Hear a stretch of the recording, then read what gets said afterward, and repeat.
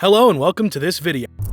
This food market in Wuhan. Out of the first 41 patients, 27 had been here. That's where the Wuhan market comes in. It's a wet market. A kind of place where live animals are slaughtered and sold for consumption. It was not a surprise at all, and I think that it was not a surprise. At the bottom are often soaked with all kinds of liquid animal excrement, pus, blood, or whatever the liquid they're receiving from the animals above. The coronavirus update, as at when this video was compiled, has totaled a number of 1.9 million cases with over 120,000 deaths and over 480,000 recoveries worldwide. This is indeed a pandemic that has raised many concerns worldwide, including tackling the problem from its origins. If how the virus came to be is understood and necessary laws are put into place, we might just be able to avoid another deadly occurrence in the coming years. It would interest you to know that this coronavirus is not the first virus to have originated in China. So what is the common relationship between China and these disease-causing viruses? Be sure to watch this video to the end. So, now we will get into why and how China is linked to the coronavirus outbreak in the world. Well, it is not far-fetched, as it is rightly traced to a common phenomenon in the regions of China known as wildlife animal trade. Sit back and enjoy this video as we uncover several historical facts and figures and also understand the situation of things at present. The coronavirus 2019, officially named COVID-19, is caused by a virus which has also been officially named as SARS-CoV-2, which means Severe Acute Respiratory Syndrome Coronavirus 2. This virus was named by the International Committee on Taxonomy of Viruses on 11 February 2020. The virus has been so named because the virus is genetically related to the coronavirus that was responsible for the severe acute respiratory syndrome that is SARS outbreak of 2003. Treatment included medication to target the underlying infection and a ventilator to support his lungs. Ventilators or the breathing machines are really life-saving because we were really able with the machine to help him breathe. China in 2002. Coronaviruses are a large family of RNA viruses, which mostly affect birds and mammals. The virus in human beings can lead to mild cases of infection in the upper respiratory tract, but can also cause more severe cases. A lot of diseases are zoonotic in nature, leaping from animals to humans. Examples are influenza from birds to humans, HIV from chimpanzees to humans, Ebola likely from bats to humans, SARS from bats to humans as well, and now COVID-19. Likely also from bats to pangolins and then to humans. These wild animals are all merchandise sold in the wet markets of China. Looking back in history, it has therefore been observed that some of these deadly viruses originated from these notorious wildlife markets in China.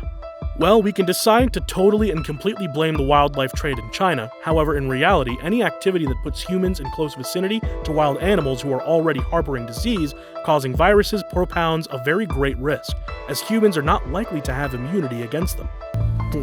猎捕、交易、运输野生动物的行为也要全面禁止，并且要严厉打击。 For over 40 years, farmers in China have been encouraged to collect varying wild animals from crickets to rats, snakes, bats, even bears, and so many others for breeding and consumption. The initial goal was to create an unconventional and alternate source of income for private farmers, thereby hoping to industrialize and liberalize the agricultural sector. But since the state had only little money for investment in scaling up of livestock production, the alternative was to divert to an untapped source of resources: wild animals.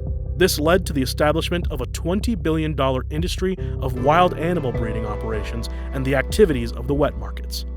This booming industry, however, had to be brought to a definite stop when it was discovered that the COVID-19 outbreak identified in Wuhan, China, possibly began spreading from a wet market, where varieties of wild animals are found packed together in close proximity and are sold to customers who throng into the market in large numbers. Where animals are stored in close proximity with little sanitation or health procedures. Ebola likely came from bats, swine flu from pigs, bird flu from birds, and the SARS virus from 2003 also came from animals. And although we don't know how many viruses came from wet markets, it is highly likely, according to scientists, that these markets have caused serious outbreaks in the past, and may have even caused the most recent pandemic in December last year. Despite this, Later in the month, on February 24, 2020, the government released a decree constituting the initiation of a permanent ban.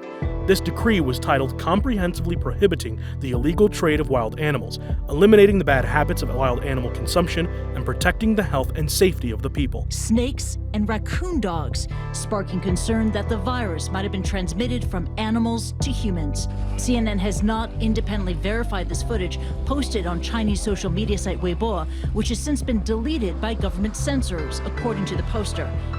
When CNN contacted the market, they would not. It has been found out that the vast majority of the people living in China do not consume wildlife animals. The people who eat them are famously the rich and powerful, and this is only a small percentage of the population. In China, the eating of wild animals is seen as a bodacious display of wealth. Other Asian countries also host the presence of these wild animal markets, although some of the Asian nations are now following China's example by banning these markets and their activities. It is important to note that in order to further reduce these trades and maybe even bring them to an end, new economic opportunities and openings must be provided for the rural farmers in these countries. The ban of the wildlife trade has come as good and welcome news to the conservationists, who have taken the opportunity to forward their battle against the global wildlife trade, most especially in China, where certain rare and endangered species are used as both luxury items and consumables. The Wildlife Conservation Society has now initiated and established a series of posters to educate the public and make them more aware of the link between wildlife trafficking and worldwide disease outbreaks. Scientists have also been calling for the permanent ban to be placed on wildlife trade for many decades now. This is because it has been observed that the government's ban on wildlife trade is usually enacted during a crisis situation and is soon lifted when the crisis is over. There is an outcry of the need for the ban to be permanent in order to reduce the risk of a future pandemic outbreak. A wildlife ecologist at George Mason University has made his thoughts known. According to him, once a disease jumps into humans, all the responses are reactive and the focus is on human health. After the crisis passes, attention turns away from the trade that brought the disease to humans. We never go back to the source of why these things happen in the first place. According to Asia Regional Director of the International Fund for Animal Welfare, Grace Gabriel, this issue is not just a conservation issue anymore. It is a public health issue, a biosafety issue, and a national security issue. It is safe to say that the wildlife markets in China and the illegal trade that supports them are the fundamental, crucial problems of the worldwide pandemics experienced in past years. And until China solves these booming and deep-seated problems, more outbreaks like this one are bound to emerge from time to time. This brings us to the end of this video. Now you know the relationship that exists between the animal trade in China and the coronavirus pandemic. And that's our video. Thanks for watching. If you like this video, be sure to subscribe and hit the bell icon so you can be notified.